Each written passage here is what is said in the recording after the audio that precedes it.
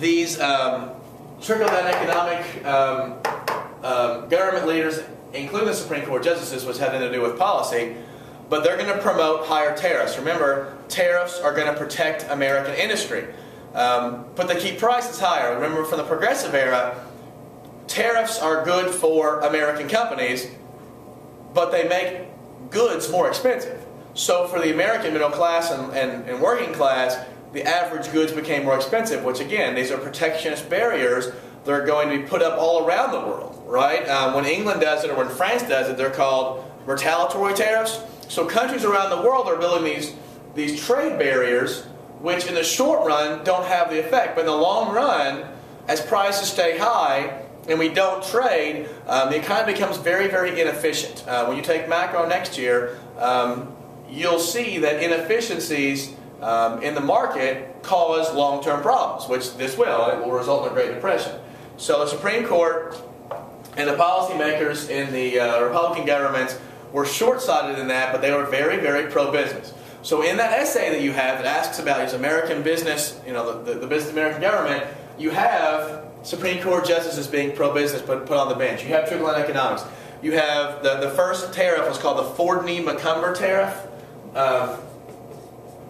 Ford-Macomber. In fact, this is going to put tariff to the same level that the Payne-Aldrich tariff had. If you remember, that was one of the tariffs that split the Republican Party in 1909 that Taft had passed. So this is going to be a very high tariff level that's going to, again, support the idea that the reason the Republicans pushed for this was to promote business. All right. They basically, we talked about Atkins Hospital, or Atkins Children's Hospital, Supreme Court case, where women were given the right to a minimum wage in the Progressive era. That was overturned, and the minimum wage laws were overturned. Child labor laws were overturned. Antitrust laws, specifically the Clayton Antitrust Act, was basically ignored.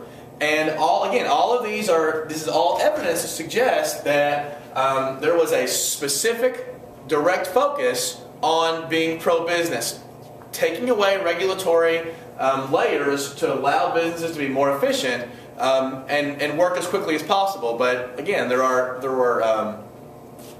problems that developed because of this.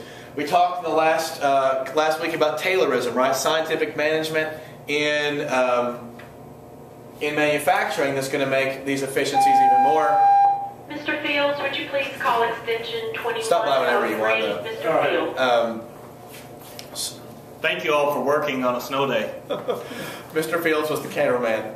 But the Clayton Antitrust Act, monopolies and trust will almost be encouraged during the 1920s rather than being punished for reducing fair trade or free trade. In fact, a lot of these government members were pushing for pro-business. They weren't pushing for competition. They were pushing for the very most experienced and wealthy businessmen to have reduction of competition because it's harder to compete and life is made easier for those rich when the trusts are allowed. In fact, Coolidge, Harding before him, and Hoover all made businessmen be part of their cabinet members because they said businessmen should run the country because they understand efficiency. But the funny part about it was these businessmen who were in charge of the government, who had huge holdings in the American business world, who tried to reduce competition, right, and sort of promote trust. In fact, they rejected any kind of help the government might give to the average citizen because it would A, make them weak, and B, it wasn't their job. For instance, when Katrina happened in 2005, the government gave, whether they did a good job or bad job, they still gave, tens of billions of dollars in aid. Something happened similarly, not as bad as Katrina, but the Mississippi River flooded. In fact, it was quoted by the president, "The government is not an insurer of its citizens against the hazards of the element." So it's not the government's responsibility to help people out just because their house has been flooded. That's their own problem for putting their house near a river. That is their responsibility, not the government's. And maybe they're right, maybe they're wrong, but it does emanate the feeling that we have towards one another. This is a very, very individualistic model. and it will be contrasted by FDR's New Deal, which sort of implies that all of us as Americans have a moral responsibility to our citizens in a way that we had never had before. In fact, that's probably the most lasting effect of the New Deal that we still have today, is that we are, at some level, morally beholden to each other. And if you look at all the debates we have concerning insurance, healthcare, or crime, or education, all of these things, at some level goes back to the fact of, what role does the government have in our lives, and B, do we owe morally some sort of compassion and even some of our treasure to other Americans? And if you think they do, then you probably tend to be more liberal. And if you think that it's an individual's opportunity and or responsibility to provide for themselves, and the government should play no role in that, that tends to make you more conservative in that light. It's not right or wrong, it's just, sort of how it falls. So we've done the scandal, we've done trickle economics, we've done the Supreme Court, we've done labor. Let's talk more about Coolidge. Let's see. Well, that's about it. We'll talk about, actually, you know what? Skip down. Let's skip down to Coolidge's presidency, so all the way down at the bottom of the page. And let's look at that real quick, and then we'll start isolationism, okay? Yeah, that's what we'll do.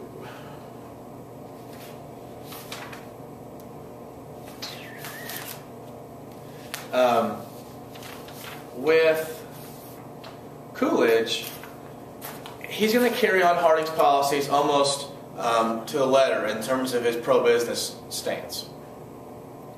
And there's going to be a lot of times where people are going to call out for help and the government's not going to respond, right or wrong.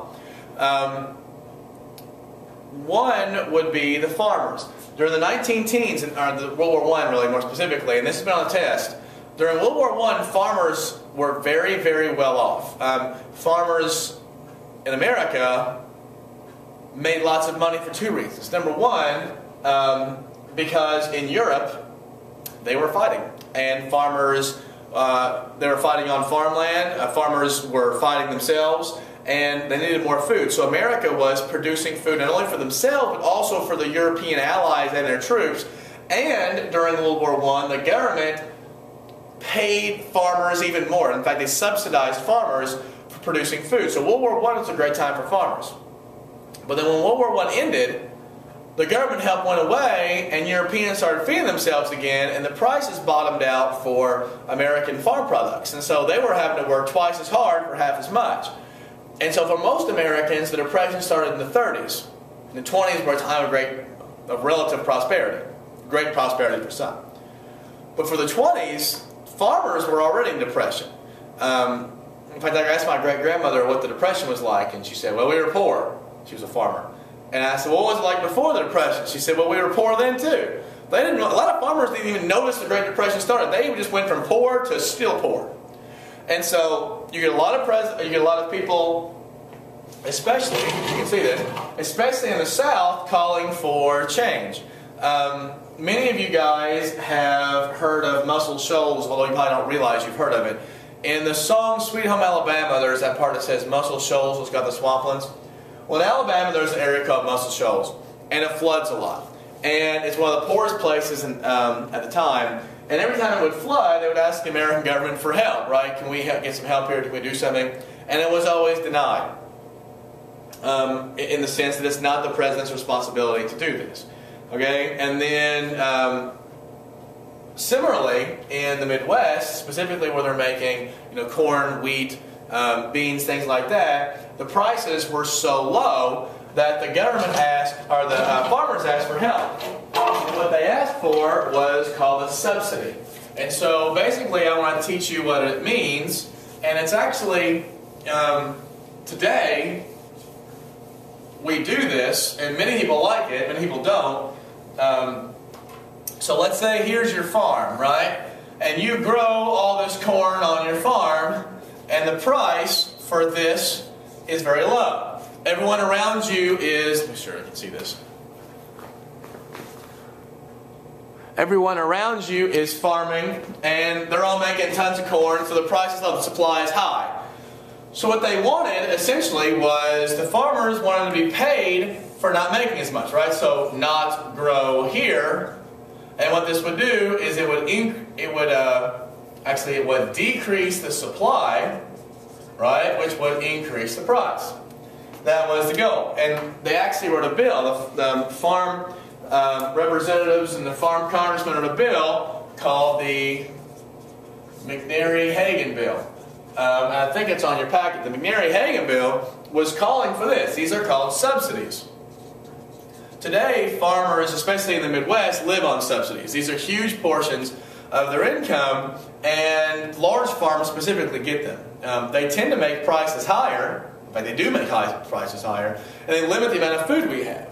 There are some estimates that America could, at some level, feed a great majority of the world poor, but our farm subsidies are reducing the amount that we can grow. So it's pretty controversial, and it also gives a lot more power to inefficient farming in that local growers who are less efficient, who have less technology, who have less size, they can't compete. So, but this was, as you can imagine, this was government getting involved.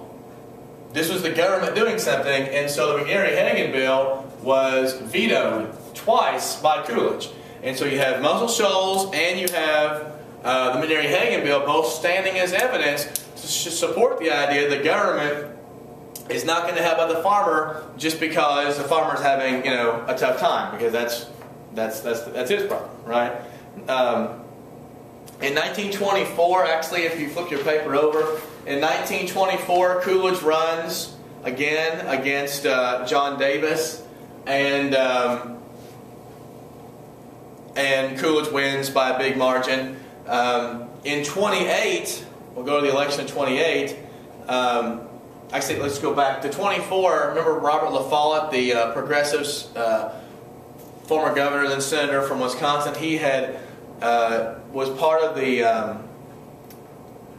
Progressive Party, but again, it's failing to get these to get enough votes. In 28, Hoover runs for president. He had never run for elected office before. He had been an engineer. He had been head of the food department. He had been commerce secretary. And he runs for president in 28 again to carry on the legacy of those laissez-faire isolationist presidents. And he goes against a guy named Al Smith. Al Smith is important for a couple reasons. Number one, and the most important reason, well, what we know about him in terms of his legacy, is that he is the first Catholic. He is the first Catholic to ever run and be nominated on a ticket, right? He was nominated by the Democrats. And the Republicans used a lot of fear as a way to divide the Democratic Party. A vote for Al Smith is a vote for the Pope. A vote for Al Smith is a vote for alcoholism, right? He was from New York, and he was seen as being tied to dirty machine politics and tied to the Pope in Rome. And a vote for Al Smith means he won't run the country, the Pope will. And he is drilled by Hoover, and Hoover becomes president. So that sort of gives us the business angle of, and basically the first part of the packet. And let's go back to that next part of the packet and let's look at isolationism. All right, let me see how much time we've gotten so far. Whoa, mama, that's a lot of time. All right, let's look at isolationism. All right, with isolationism, we know that, let's see.